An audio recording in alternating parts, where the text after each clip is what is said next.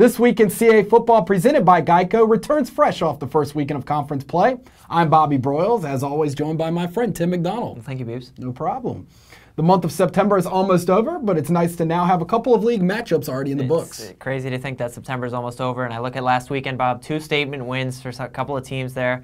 It's just, it's insane to think how fast things are going. But you know what? I like the sweater vest look again this week. It's nice. I'm really trying to go with the Rex Ryan, Jim Tressel approach. I see it. I'm noticing, Bob. Don't worry. There was plenty of offense on the main line between Nova and JMU. We saw things go down to the wire in Richmond, and UAlbany remains the only undefeated team in the league after winning at Rhodey. Am I missing anything else, Tim? Not off the top of my mind, no. I think you got it. But you look at that JMU win, and the Villanova win.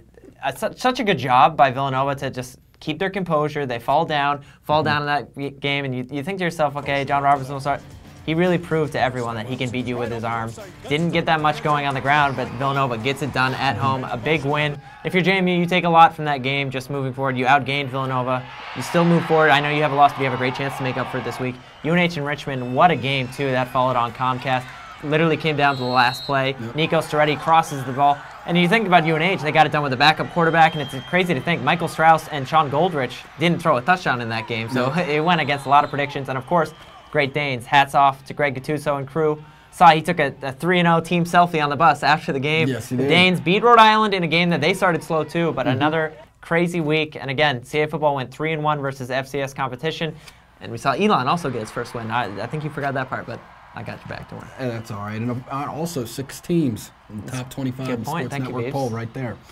Looking right ahead to this last Saturday in September with 3 more league games on tap. Let's begin with our CAA football on-campus site. Good old Harrisonburg, Virginia, where James Madison plays host to Delaware at 4 as part of a CAA football doubleheader on Comcast Sportsnet. I like this matchup. This is a game, let's remember, Delaware won at home last season versus JMU in a game that JMU just kind of fell apart in the second half. Blue Hens enter this off a bye week. JMU, of course, like we mentioned, enters this game off a loss versus Villanova. Looking at this, let's think back to the bye week. Delaware got it done versus Colgate late, and they also beat Delaware State. But let's remember, they opened the season at Pitt. And this is an interesting game because JMU comes in as the #1 rushing offense in the CAA. We've seen Vad Lee, and the quarterback for James Madison, what he's done. It hasn't been just the numbers standpoint, but it's been his progression. We heard both coaches talk about what Vad Lee has done. It's been a steady improvement through quarter, by half, through week. It's been an improvement by Vad Lee in this JMU offense. Really like to set the tone with the ground game. Again, they scored 21 points versus Illinois last week, but just didn't get it done in the second half. Interesting game for Delaware just because of the bye week. Their offense has struggled at times. Quarterback Trent Hurley's only thrown for 2 touchdowns versus 5 interceptions. He's going to have to clean that up a little bit. Delaware, I think, is going to try to get momentum on the ground game, moving in this game. And let's remember, this is a game in Harrisonburg where it's JMU's second home game. I expect a very raucous crowd, pretty crazy crowd. It should be a good one. And like you said, nothing better than CAA football crew live on campus. Absolutely. Like we said, CAA football will be on campus for that contest, while CAA.TV will have live simulcasts of both Comcast Sportsnet broadcasts available online. Part 2 of the doubleheader on the network features Maine traveling to Towson at 7. And these teams didn't play last year. Let's remember that. Maine came away with the CAA title, but many believed if these 2 teams had played, it would have been, that would have been the toss-up for the CAA title. The Black Bears right now are struggling, coming off 2 straight losses. Of course, they played at BC last weekend, a tough game. Now they have to head to Towson, where Towson, the Tigers, are kind of still sleeping. They've won 2 straight. They beat their 2nd straight MEAC foe last week. Darius Victor, 194 yards, 3 touchdowns. If I'm him, I'm calling up the CAA football offices and saying, hey, why didn't I get Offensive Player of the Week? But Darius Victor has just absolutely got it done in the last couple of games, averaging 114 yards, leads all CAA running backs with 4 touchdowns. Towson, it's interesting hearing Rob Ambrose talk. It's a steady progression for this team. It's getting used to a new offense, and it's getting used to a new style. And Maine, on the other hand, in that BC game, I mean, they played well in the first half. It's a tie game. They were taking the lead a couple of times. Dan Collins had a little bit more. You just saw a spark in that Maine team. Yes, they lost, and they came away with a loss. Still, it's going to be a really exciting game just to know that both teams are still kind of excited, but they're still both looking for that identity, too. It's really interesting to see if Maine has scored 10 points in every game this year. So it should be interesting to see if they can snap that this week. Wrapping up conference play in Long Island, the Tribe of William & Mary square off against Stony Brook. And this is a Stony Brook team that last week, it's just extremely disappointing loss. Not only because, it was 13-3 and the offense didn't must. The defense played so well. 145 yards that Stony Brook defense gave up. Right now, offenses are only gaining, 85 yards on the ground per game, which is just ridiculous. Yeah. And think about that, 145 yards at North Dakota last week, and 68 of those yards came on one pass play. If you're the Stony Brook offense, John Kinder played a little bit better, 12 of 18 in that game.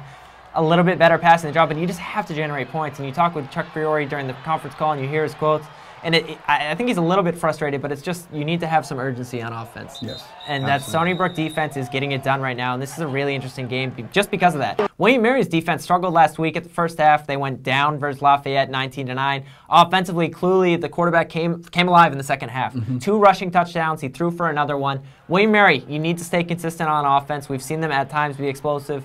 Trey McBride only has 1 touchdown. I look for them to expect them to get him the ball. Again, really interesting matchup just because both defenses are the power of these teams. Absolutely. And now to the non-conference action. Villanova shoots across 76 for a short trip to play Penn out of the Ivy League. And if you've never seen Penn's home stadium, Franklin Field, it's an absolutely beautiful setting. It isn't an away game, but it's not an away game. You know, it's still in Philadelphia. Villanova should travel. It's a decent rivalry. Last week, like I said, Bob, John Robertson only had 19 rushing yards. And you'd look at the stats and you'd say, well, how did Villanova win? I don't know what happened. Yeah. 22 of 27 passing for 4 touchdowns. Robertson just got it done. He said to you, okay, you're going to shut me down on the ground. I have a broken fracture on my left arm. I'm going to go out and have the type of performance that he did. And Nova, I think it was nice for Nova. In some sense, it was nice for them to have a scare versus JMU early and know, okay, we're down, but we're at home, we can play. Now Nova gets a chance to go versus Penn, a team that they've played a couple of times out of conference. Penn last week lost in a game at Jacksonville, so Penn is looking for their first win too. I think I think Villanova needs to keep rolling. I think this is a game that lets them do that. And one guy who has got it done on the ground for Villanova last week was Kevin Monungai. Good to see him going again. I think he had 120-something yards and a touchdown. It was a very nice game. At 4, Rhode Island looks to get into the win column for the first time this year as the Rams traveled to Central Connecticut State. The Rhody Rams were in that game versus Albany last week. Don't get anyone wrong. It was 14. They were up 14-0 versus the Great Danes, and they were moving the ball pretty well. Second quarter and third quarter, again, we saw this Rams team just kind of, a couple of turnovers, just kind of falter. And this is Lyle McCombs, the running back, had a good game, 2 touchdowns rushing. He looks like the real deal. He's a transfer from Connecticut. And this is 2 teams that really need a win badly. Rhody, like you said, looking for its first win. Central Connecticut State, on the other hand, let's remember, we talked about them a lot. They beat Towson in week 1, but since then they've lost 3 straight games. Central Connecticut State only averages 15.8 points per game. That's something that I look Rhody to exploit. And again, it's an away game. It's not a very far away game, but still, both teams, if you're looking for a win, this is a great game and great opponent to try and get that win. This will be the 3rd contest for Central Connecticut State versus a CA football team. The Blue Devils, of course, like you said, knocked off Towson in week 1 and then lost to UAlbany a couple weeks ago. New Hampshire will have its first game under the lights at the Dungeon as they take on the other Division I team in the state in Dartmouth at 6 o'clock. Under the lights, huh? Yeah, at the Dungeon. Hard to believe. I don't know. The Dungeon's going to be brightened. If you're a player, I don't know what you're going to be used. What are you going to do on Saturday leading up to the game? Because UNH, let's realize this, even the fans don't realize, this is a late game. This is a late game for them. And it's a rivalry game. These teams haven't played since 2009. UNH had dominated the series as of late, but Dartmouth started the series way back when, and they were the dominant team. Dartmouth was picked 3rd in the preseason in the Ivy last week. Ironically, Bob, they beat Central Connecticut State, had to come back in this one. Talk about UNH. Andy Valis, we talk about our quarterback in this league, any backup. He could start for a lot of teams in CAA football. And UNH, when you talk to their players and you saw the quotes after that game, they all said it. We didn't have any fear at all that Andy Valis wasn't going to come in and get the job. He does it versus Richmond. Huge couple of running plays last week versus Richmond to get the win, sets it up. Ultimately, he's going to be the guy moving forward. It looks like for a couple of weeks, Sean Goldrich, it looks like he has a sprained MCL.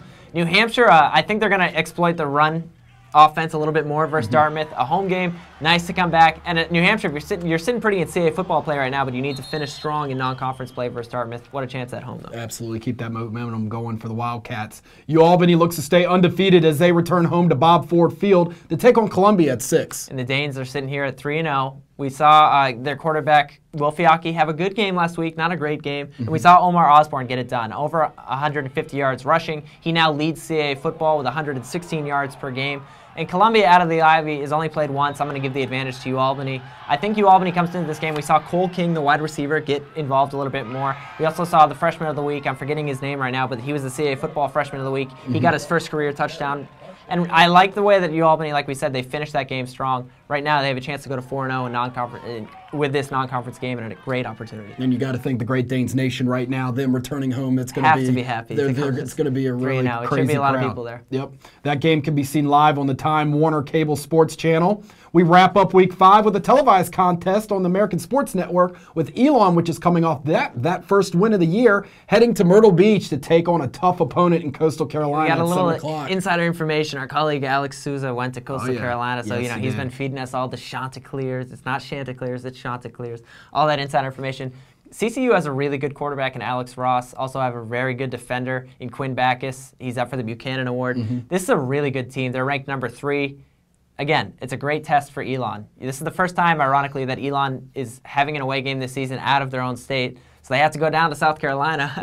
It's far travel. It's a little bit of a far travel. But still, if you're Elon, what an example last week of to finish versus Charlotte. Charlotte entered that game 3-0. Elon came in and got the job done. Yes, it looked like they were going to give up a touchdown late, but Elon fought till the end. I was really impressed. And, Coach Krosky, a great quote from him. You get that first win as a head coach, and it really validifies what you're trying to do in the program. And it's the first win for him.